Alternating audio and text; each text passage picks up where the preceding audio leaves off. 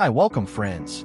Today we are going to see an incredible, inspirational, motivational, true story of a brilliant man who was once told by this society as blind. Without wasting any time, let's watch his brilliance. In the beginning, they show a village. There a man works. People around him inform him that his wife has given birth to a male child. He is happy. At first, he goes to the liquor shop. Usually he buys a quarter bottle, but full of joy, he buys a whole bottle and happily roams the village shouting, "I had a male child! I had a male child!" When he reaches home, everyone is sad. His wife is crying beside the child. He happily grabs the baby and shouts, "I had a male child!" An old lady says, "Look at that child carefully." When he sees him, he is shocked because the child is blind. That night he drinks again, full of sadness. Everyone around him suggests mercy killing. While his wife is sleeping, he takes the child and begins to dig a pit in his land to bury him. Meanwhile, his wife cries and runs to him, pleading, "I will give you a healthy child. Please leave this child. Somehow I will raise him. Don't kill him. Don't become the biggest sinner by making this mistake." Now he realizes his mistake and worries. He also loves his child, and because the people around him had pushed him toward that terrible act, he understands it would be an unforgivable sin. After that, the child grows into a boy. At that time, another child is born, a healthy baby without any deficiency. While the other kids go to school, the blind boy also wants to go. He attends a government school. Even being blind, he memorizes everything just by hearing the lessons. When the teacher asks questions, he is the one who answers correctly. Seeing this, the teacher tells the other students, "Even if you're not blind, you are wasting your opportunities." He is the best. A boy named Mahesh gets angry and invites him to play cricket. He happily goes, but Mahesh bullies him and says, "What are you going to do by studying? Anyway, you will end up a beggar," and then beats him. Now he has only two options, either escape or fight. His brother has already run away, but he fights with them until the teacher comes and separates them. While his father takes him home, the father asks, "Your brother ran away from that problem. Why didn't you run?" He replies, "What are you saying, Dad? I am blind. Without seeing, how can I run away? I don't have the option to run and escape. I have only one option, to fight against whatever stands against me." And now they puts the title of this true story movie, Srikanth. He is our blind hero. Our brilliant hero's name. Now a man informs Srikanth's father that there is a special school for blind children. His father enrolls him there. On the first day, a staff member helps him inside. A senior student asks, "Are you half blind or fully blind?" Srikanth replies, "I'm fully blind." The senior smiles and says, "I'm also fully blind. Don't worry." There is a teacher named Teresa who likes Srikanth very much and feels something special about him. She teaches him how to read the special books for the blind. One day, she places a stool in his path. Srikanth crashes into it and asks, "Who kept this here?" Teresa calmly says, "In your life there will be many obstacles. You need to recognize them. For that, you need something." She gives him a walking stick. Time passes, and Srikanth grows older. He is now studying in the 10th standard. They happily take a group photo. Srikanth is also interested in cricket. He practices blind cricket and learns to use the computer through special software. He completes his exams and becomes first in his school. Excited, he calls his parents and says, "I came first in my school. Next, I'm going to take the science group." That day, there's a celebration at school. For the function, the management invites the investors. They announce that the top student, Srikanth, will give the thank you speech. Srikanth comes to the microphone and says, "Thank you for funding our studies. But I can only give half thanks, sir, because half the amount is taken by the principal and management. You should receive only half thanks, sir. You fund us to eat good food, but half of the day, we only smell chicken and end up eating vegetarian food." Hearing this, teacher Teresa feels bad because she knows the management will take action against him. All the children clap and cheer loudly. As she feared, the management throws him out, saying, "How dare you say that on stage? You can't do anything. You'll end up a beggar. Now, get out. Sadly, as he walks away, a staff member comes and snatches his walking stick, saying this also belongs to the school. Without the stick, Srikanth struggles to walk. Meanwhile, someone informs Teresa that the management has expelled him. On the road, Srikanth stumbles in traffic. Vehicles hit him and he falls down. A car nearly runs over him. The driver shouts, "Are you blind?" Srikanth replies, "Yes." The lady in the car hands him some money as alms. Just then, Teresa arrives and sees him crying. He says, "They gave me money as a beggar." Later, this news reaches his parents, that he has been expelled. Teresa says, "No problem. I will take care of him. I will teach him myself." Since his studies were incomplete, Teresa records the textbooks on tapes and gives them to him. With his excellent listening skills, he scores above 90% marks. However, some students who scored 70% are only allowed to take the arts group, while Srikanth is denied. When he expresses his wish to take science, Teresa sadly tells him, "You'll have to choose the arts group." They ask, "Why, teacher?" He already has enough marks. Teresa explains, in the Indian education system, there's a rule that blind students cannot take the science group. She tries to convince him, but Srikanth refuses and says, "If there are such rules, we'll go to court." Next, they meet an advocate and say, "We want to file a case against the Indian government." The advocate is shocked, but seeing their confidence, he files the case. In court, the opposing lawyer says, "This case is a waste of the court's time." Then Srikanth stands up and asks the judge, "Sir, what did you want to study and become?" The judge replies, "I wanted to study law and become a judge, so I studied law."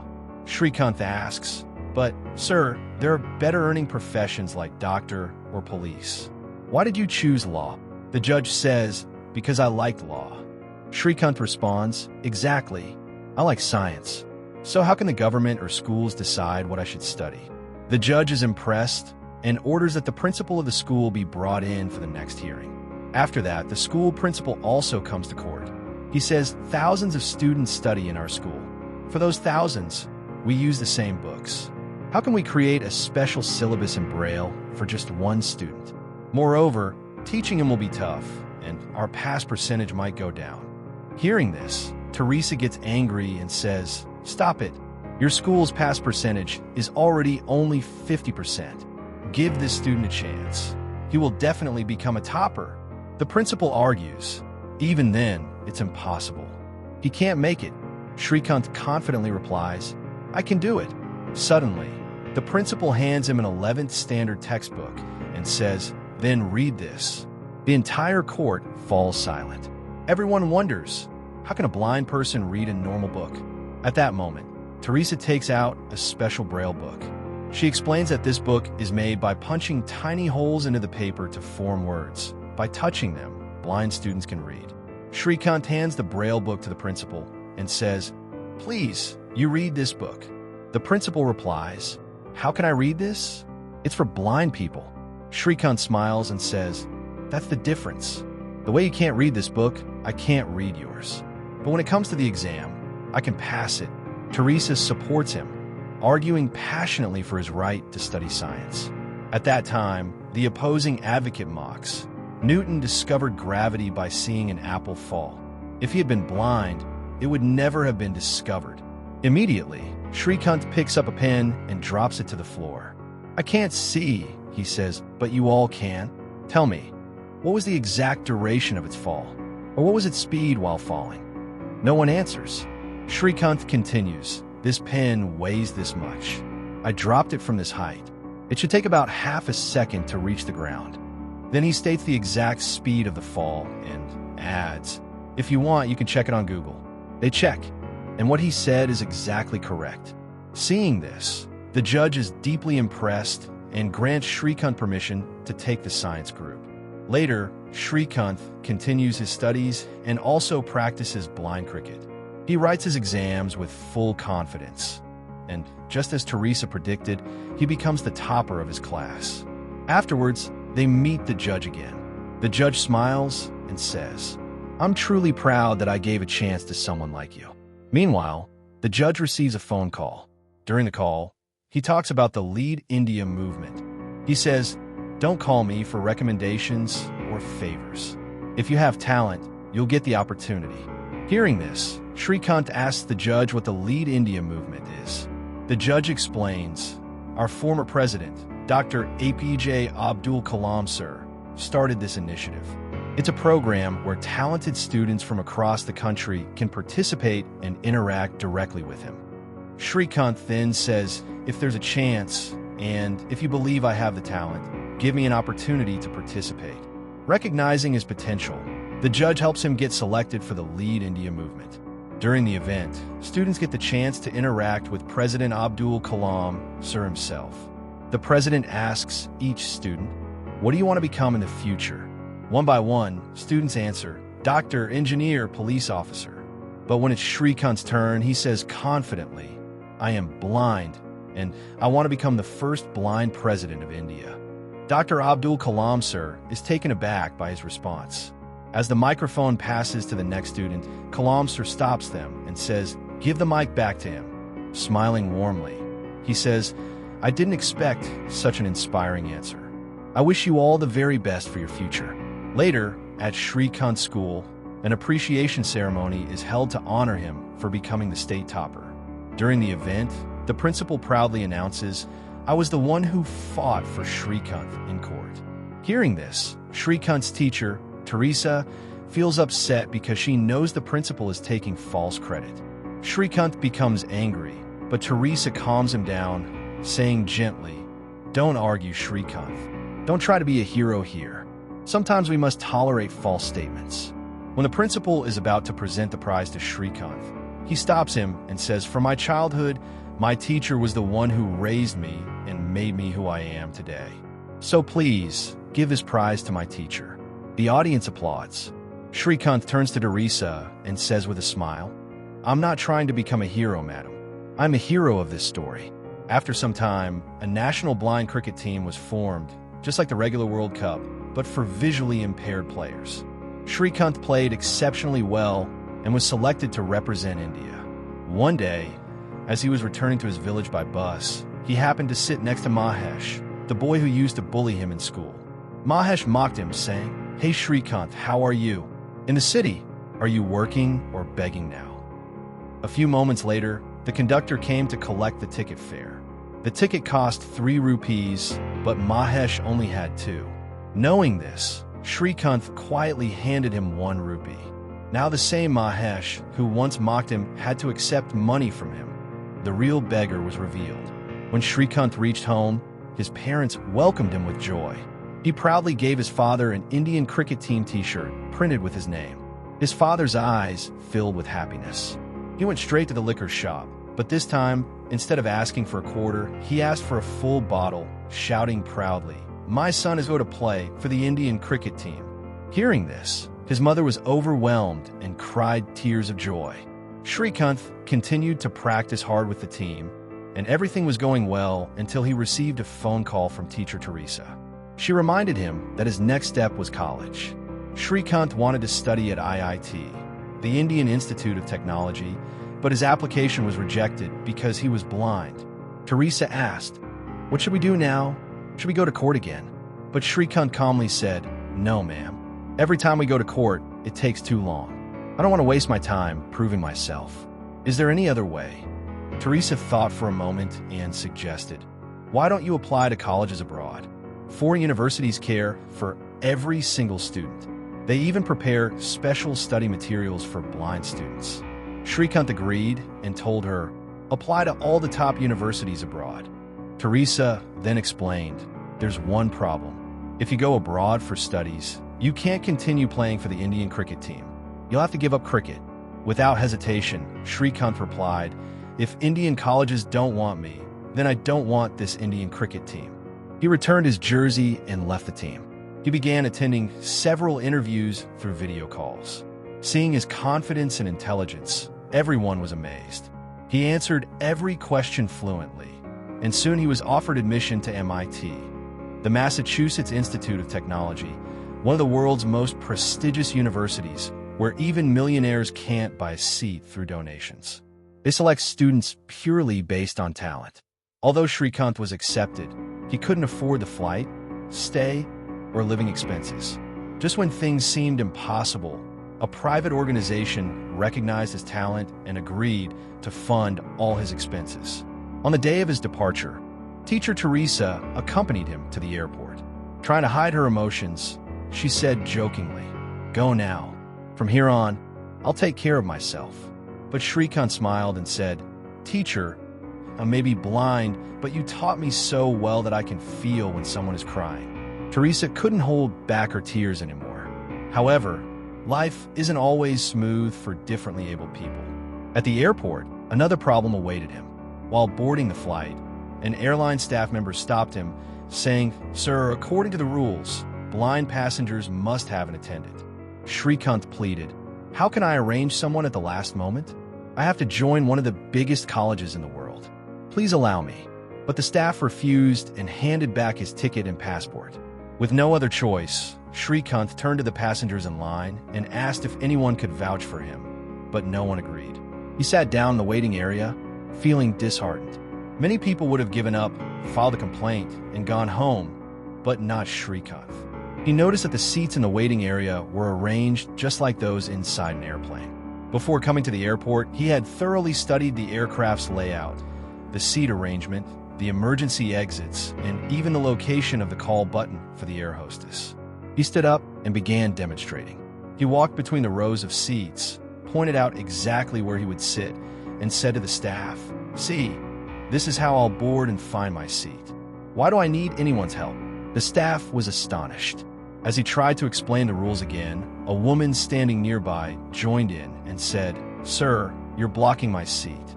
Please move so I can sit." She coordinated with Srikanth to show her support. The people watching around them began to clap, impressed by his confidence. The staff, moved by the moment, finally allowed him to board the flight. Srikanth reached his destination safely and joined MIT. On his first day, he realized he was the only blind student in the entire college. Yet, the institution had already prepared all his textbooks in Braille and special accessible formats. Not just in the college, even the city infrastructure amazed him. At traffic signals, there were special buttons for the blind. Pressing one would turn the light red, stopping traffic so visually impaired pedestrians could cross safely. The students at MIT were friendly and supportive. Srikanth made 2 close friends and enjoyed participating in races and other activities with them. One day, he came across a baseball bat and asked, "What's this?" His friends laughed and explained the game. Jokingly, they said, "Don't tell us you're going to play baseball now."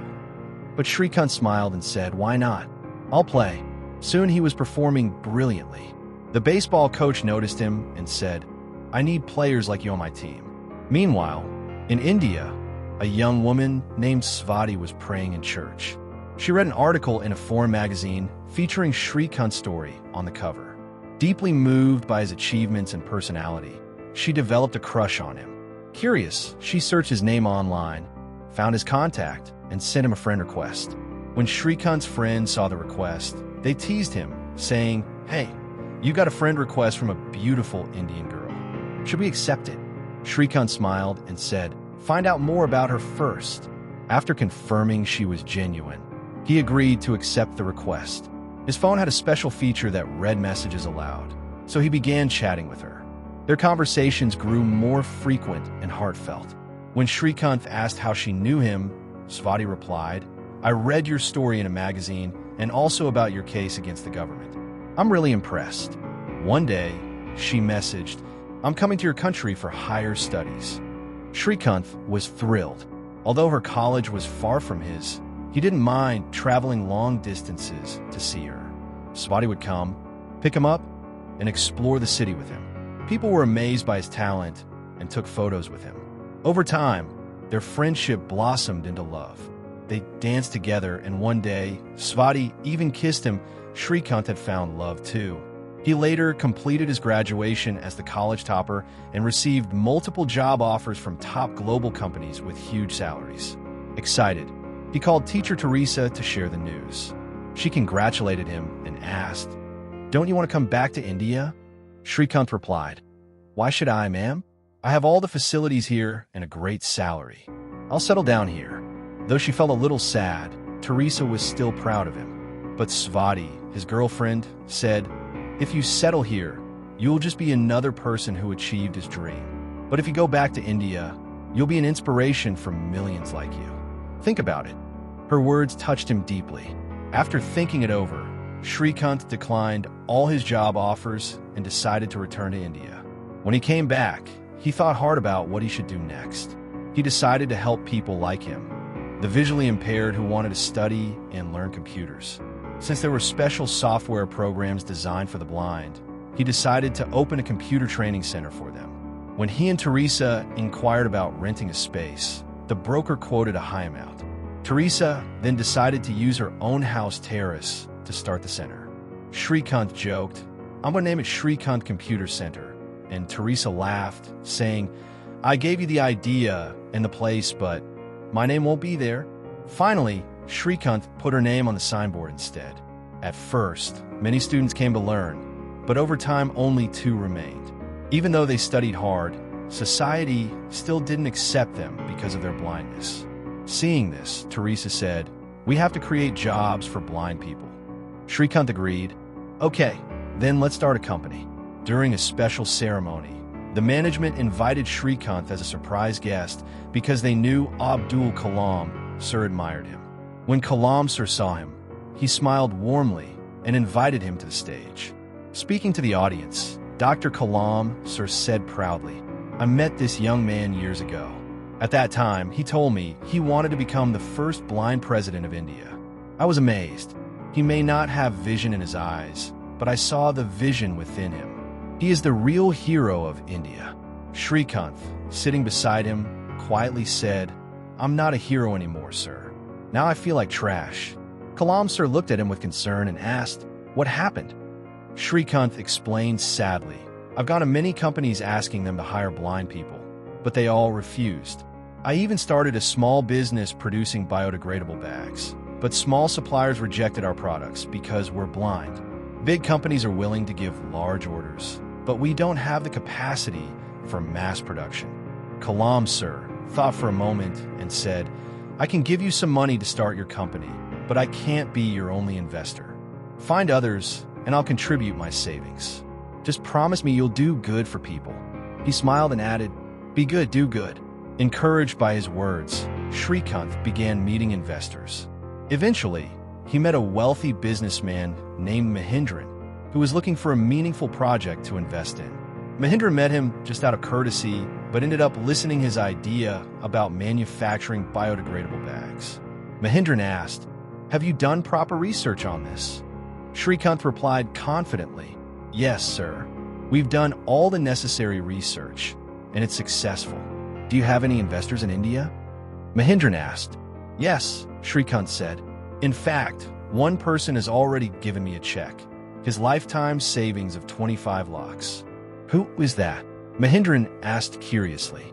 Srikanth smiled and said, "Our former president, Dr. Abdul Kalam Sir." Hearing that, Mahindran was stunned.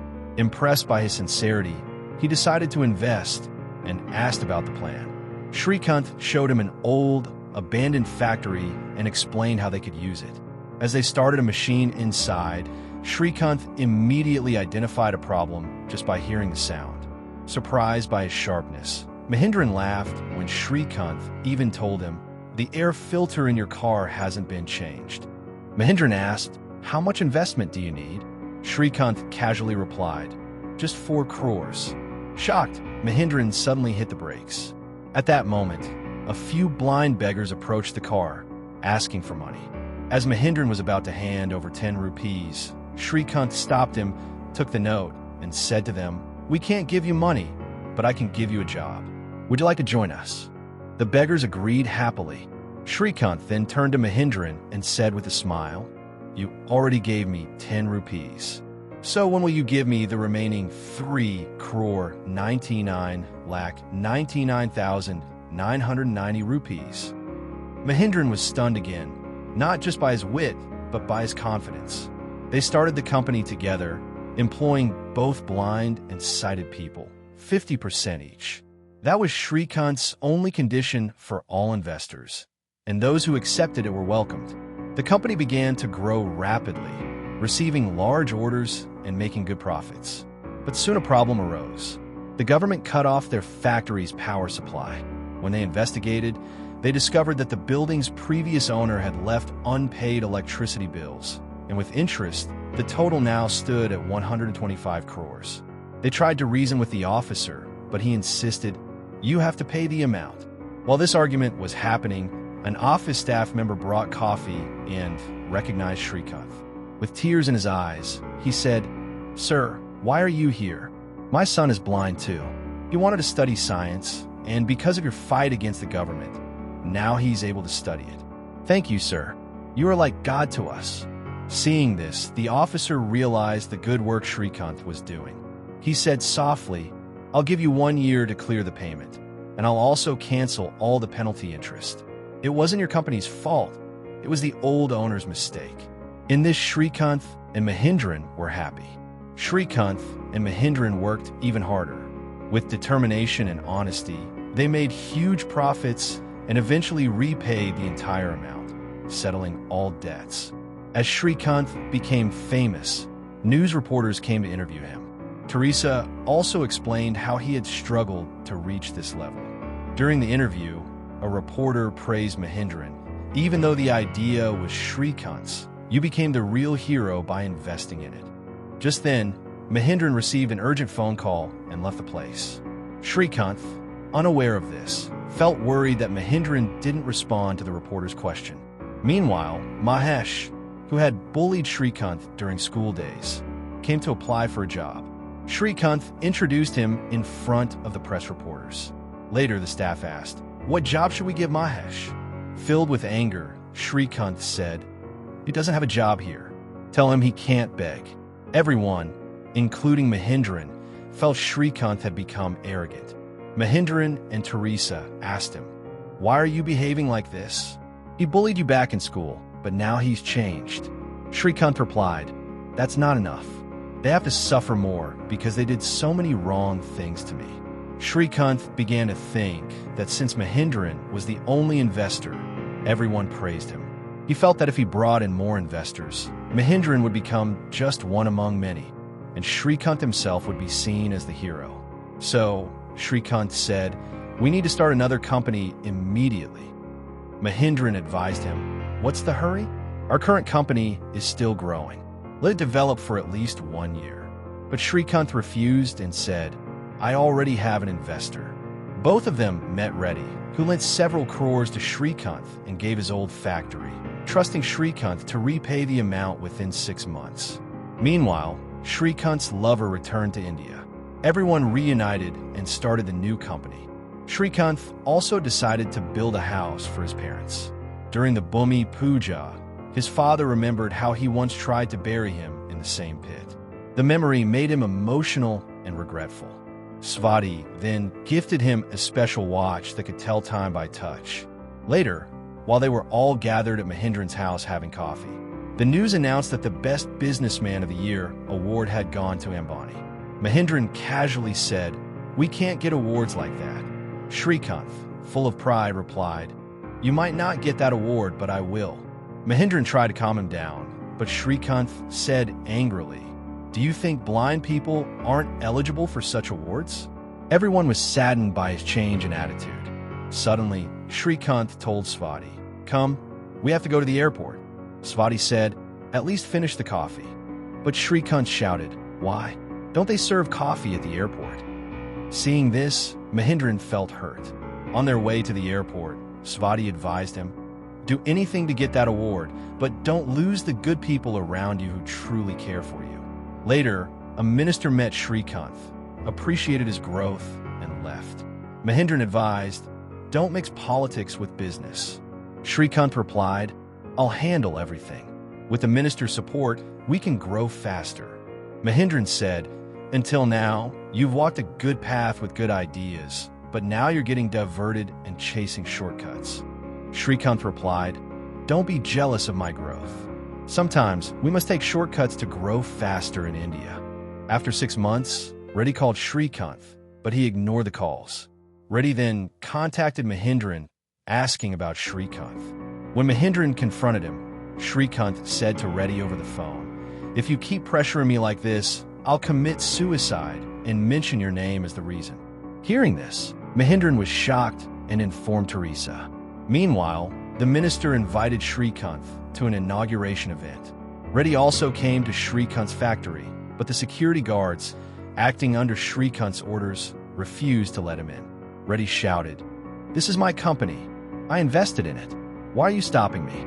The guards called Srikanth, who cut the call and informed the minister. The minister instructed local police to stop Reddy.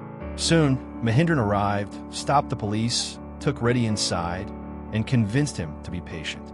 He called Srikanth and urged him to apologize to Reddy. Even though Teresa tried to reason with him, she said sadly, "He won't apologize. He has grown up struggling all his life. He doesn't know how to bend." Later, Teresa met Srikanth and advised, "Your friend is doing all this because he truly cares for you." But Srikanth said, "From now on, I don't want anyone's care, not even yours." As she pretended to leave, she slid a chair in front of him, causing him to trip. She said gently, "Even if you don't want help, people who care will always come to help you. Don't destroy yourself because of arrogance.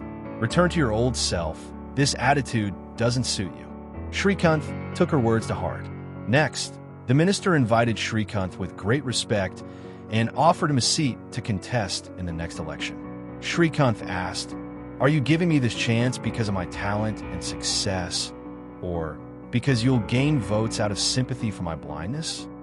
The minister replied, "I know many successful businessmen, but I'm giving you this opportunity because of your blindness." Srikanth said firmly, "If you're offering this because of my blindness, I don't want it." As he turned to leave, the minister said, "Let me drop you." Srikanth replied, "No, I know my path clearly now. I'll go myself." He remembered his beautiful past with Teresa and Mahindran. He first went to Teresa, crying, and apologized. She hugged him and comforted him. Then he met Mahindran and said sorry. Jokingly, Mahindran said, "I can't hear you," and Srikanth shouted, "I'm sorry." They both hugged, laughing. Next, they met Reddy and repaid the full amount with interest. They had sold their company shares to Tata for a good price. As Srikanth became a successful businessman again, he was given the Best Businessman Award in a special category. While receiving the award, Srikanth said, "Even though I'm blind, I can see my dreams." Many of you feel pity when you see people like me. But if we get an opportunity, we can rule the world.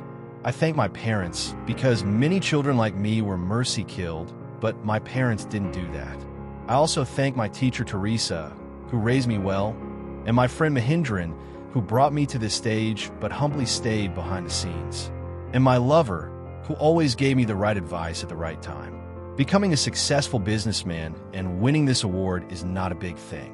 What truly matters is appreciating and celebrating people like Teacher Teresa and my friend Mahindran, who guide and support people like us. In India, only 2% of people are blind, but I believe the remaining 98% are blind because they fail to see our inner value.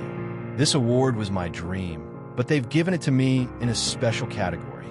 What does that mean? Business is about ideas, and to have ideas, you don't need eyes. Judge me by my talent, not by my blindness. If you think I'm worthy of a general category award, I'll keep working hard until then. I don't want mercy, I want equality. With respect, Srikanth returned the award. Finally, the real Abdul Kalam, sir, was shown speaking about Srikanth on stage. The story ended by showing real hero Srikanth, that he was featured in the magazine 30 Biggest Businessmen Under 30. He had also received a growing businessman award abroad, and yet his ultimate dream remained, to become the president one day. All Srikanth ever wanted was an equal opportunity. He never wanted mercy, only a chance to prove himself. That made him successful. Teresa's role was played by actress Jyotika in real life. Jyotika and her husband, Surya, are popular Indian actors. Beyond fame, they founded the Ugram Foundation, which provides free education to underprivileged children. Many of those students now work in top positions abroad as doctors, engineers, and teachers at the same foundation. People around the world donate to support their mission, helping the poor achieve success through education. Surya and Jyotika strongly believe that education is the only weapon that can change the world.